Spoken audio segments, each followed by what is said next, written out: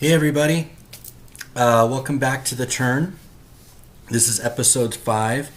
I'm sorry I couldn't make a video last week. I had been traveling and I got a pretty aggressive travel schedule, so let's see how it goes. But I really want to thank you guys for the support and the comments and the feedback around the first 4 episodes. I really appreciate it. Again, very encouraging, and I hope that I can continue to add value here with these segments. So let's get into the episode today. Today, on episode 5, I want to talk about bottlenecks. And specifically, the bottlenecks, roadblocks, whatever you call them, that are keeping you from growing or achieving your goals or getting your business to where you want to get to. And there's a very good exercise here that we're going to do during this video that I want you to do along with me to kind of help give you some perspective into what we're talking about. But needless to say, guys, running a business is not easy, and there are moments in time where you're going to inevitably hit bottlenecks. You're going to be stuck at a certain revenue for a certain amount of time, and you're going to figure out how to get over it. Some folks that I've talked to over the years have been in the same spot or facing the same bottleneck or same hurdle or same wall and have not been able to grow beyond that. And I think partially is this them being able to identify the bottleneck and what exactly you do when you find it, or the philosophy, the process around what bottlenecks are and how to adjust for them. Okay, so good book that I'm going to be referencing here is a book called The Goal. It is a very interesting book. It's written by a physicist that takes a fictional story and basically created a business book on how to create process with ongoing improvement and create efficiencies within an organization. I think it's a very good book. The Goal, I'm going to put a link to it here in the description, and you guys will be able to go and download it. But overall, and I'm going to speak to the IT industry, it's what I know the most, but insert your business here as I talk about it. Most people in the IT industry, they typically have a bottleneck around sales and growth. They just can't seem to bring in more revenue to keep it going. They're very, very good at keeping their customers, but they struggle with bringing on new customers. They depend on referrals and a lot of those things. And it's not that referrals aren't great. Okay, it's the best compliment you can get from a customer. However, they're very, very hard to predict exactly how many referrals you're going to get per month. Versus if you had a very good sales system and a very good marketing system, then you'll be able to have more predictability into how your business is going to grow month over month.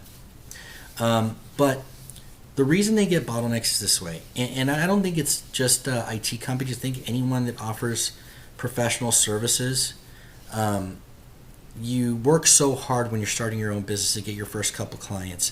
And of course, what you want to do is ensure that those clients have the best possible experience when they're engaging with you.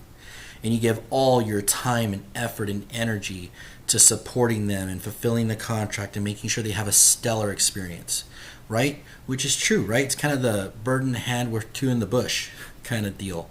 This is a client, I'm going to protect this revenue. Especially if you're early on in your business, you're depending on that revenue not only to sustain your business, but to live yourself, okay? And it's very hard to then parse out time for yourself to continue growing the business and doing the things you need to grow it, okay? And we get stuck in this trap of service delivery. I got to tell you, look, from someone that's been a sales and marketing business professional, ended up owning his business, I fell right into the same trap with my creative agency. You know, I'm a creative guy, as you can see my drawings and stuff in the background. I get really immersed in the client's work, and every time I felt like I was overwhelming the team with the amount of contracts that we had, I stopped sales altogether. I did everything that I was doing to just stop and handle the current business that we had. And then when we decided that things were under control, we decided to grow again. There was all this stuff that was happening, and I also fell into the trap of just supporting the customers. It wasn't until a couple of years later that I understood, by reading this book and just everything else, the process of identifying these bottlenecks that I felt were sucking me back into certain areas of my business, taking away my time as the visionary and the leader of the organization to do what was necessary to help it grow. Okay? So like I said, this is a very interesting dynamic, and your gut is always going to feel really, really difficult. You're going to feel like, hold on, I just need to really take care of this client, bring on maybe one more, then I can hire somebody, and then I can do what I need to do to grow, or step back from being in the business and working on the business and augmenting processes and so on and so forth, okay? But let's talk about the bottlenecks, how they happen, why they happen, what are they, and how to overcome them.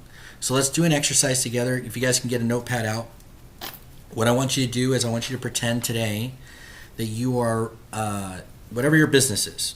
Today we are starting up a bike factory together, okay? And what we do is we have a factory where we build and we sell bicycles, okay? And in our factory, we have 4 assembly lines. You ready? And in one assembly line, okay, is raw materials. We produce all the raw materials in order to create a bike. Second assembly line is where we do framing. We build, that assembly line just does nothing but build bike frames.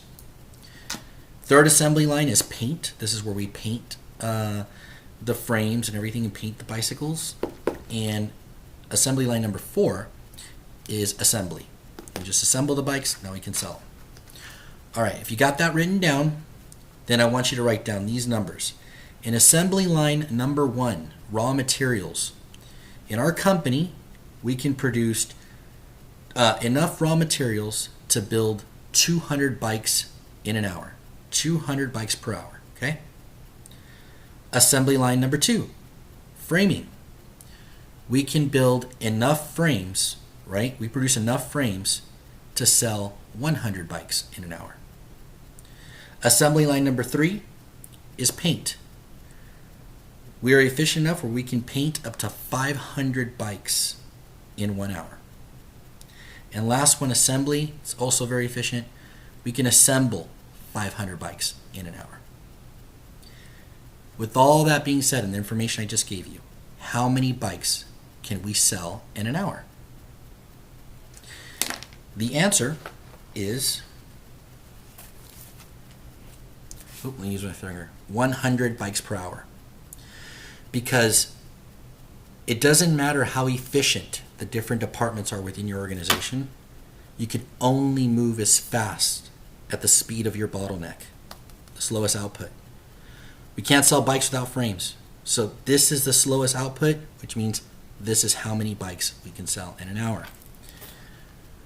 What that means is, we need to look at our organization and say, man, if we really want to sell more bikes, we got to build more frames.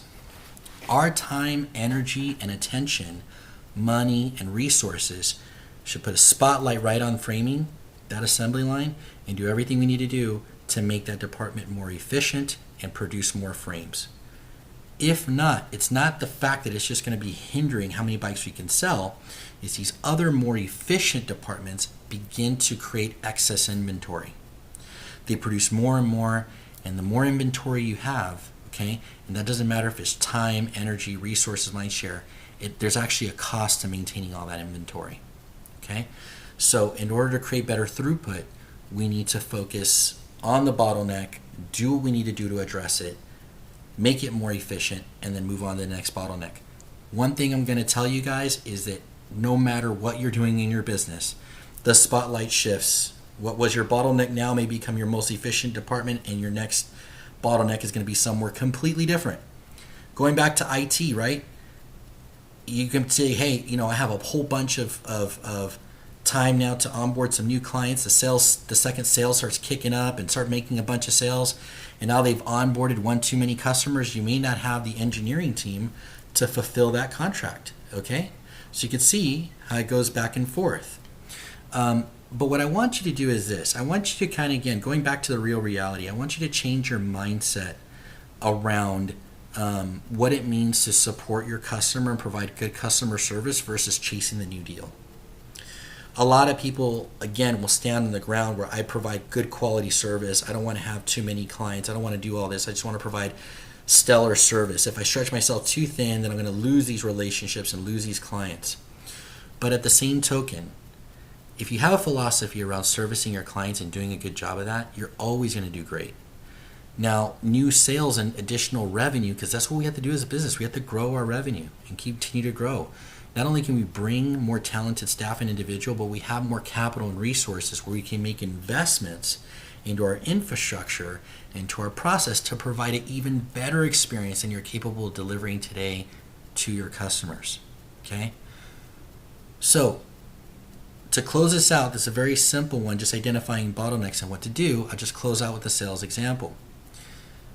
You got to take, again, that mindset you have around servicing good customers and providing a really good customer experience. I want you to stop thinking about it post-signature. The experience starts whenever someone comes across your brand or your organization.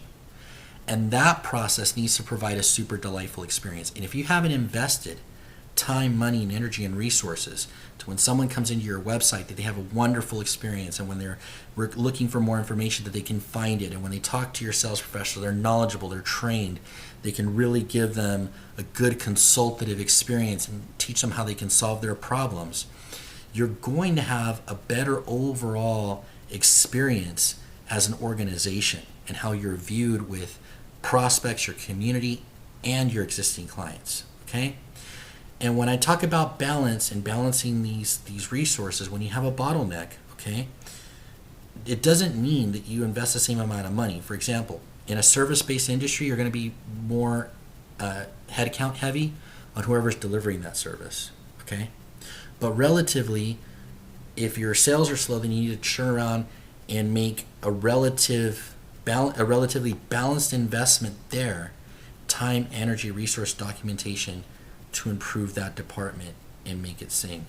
And the more you start looking at your business like this, take apart these examples, create 4 things: marketing, sales, service delivery, and operations, which includes your financials, okay? Finance and all that. Think about it the same way, okay? If you never got a lead, referral or otherwise, you never sold anything. And if you never sold a single person, then you're not delivering any services. And if you don't deliver services, you don't have an operation. Okay? So think about it like that, for kind of a simple formula: marketing, sales, service delivery, operations. Learn to look and identify the bottlenecks in each one of those. Focus on those elements. Be a problem solver, and watch your business break those barriers and grow. That's it for today's episode, everyone. Thank you so much. Please leave your comments down below. I'd love to hear your feedback on this one. Okay, bye.